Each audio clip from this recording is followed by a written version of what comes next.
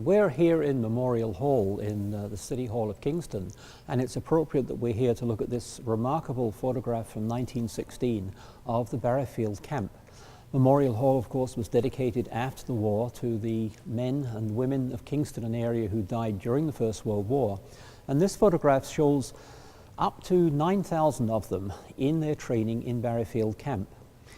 It's 18 feet long, which is the longest that could be made at the time, and it's a panorama photograph which starts looking out towards the west, so that we find here the tower of St. Mark's Barriefield Church.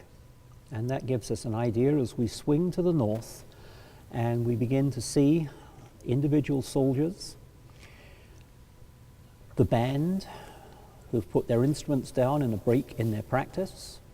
And you'll see all along the back the tents, and at this time there were about 9,000 men under canvas here. We see the horses simply eating in the field, but here we've got a group with rifles, obviously far more prepared and ready to be sent off to Europe. And we know that this is just a regular day because here we have a gentleman carrying a plank of wood, something else being carried, and further along here we find a group of people carrying until we find where we are building in the area here. When we consider that there were 9,000 people here, that's basically 9 battalions, including the 146th Battalion, which was Frontenac County's battalion, you begin to think about how much that affected the economy of Kingston. They had to be fed, there had to be water, there had to be milk, there had to be all the other things that keep 9,000 people going. And Kingston's population at the time was only 23,000.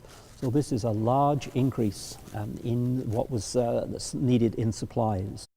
In the center here we find the only permanent buildings, and these are buildings which did not survive for very long after the war, probably the headquarters, and you will find a couple of people standing around, talking, doing whatever their business was. And as we are now looking towards the east, we begin to see the Gananoque Road. These tents are on the far side of it, and the road becomes more apparent as we come along here.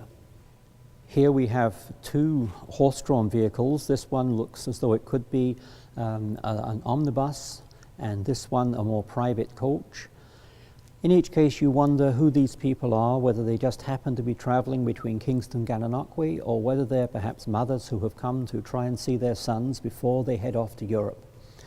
One of the great questions that comes from this photograph is, what must it have been like living in the village of Barriefield when there were 9,000 to 10,000 men in a tented camp just beyond the village? In the summer, those men were there, and obviously they didn't stay in the camp the whole time.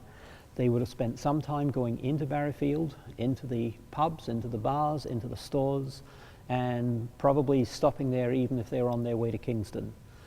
But it makes one wonder just what the effect on the people who lived in Barriefield was during those war years, particularly 1916, 1917 and 1918, when this camp was where today we have CFB Kingston.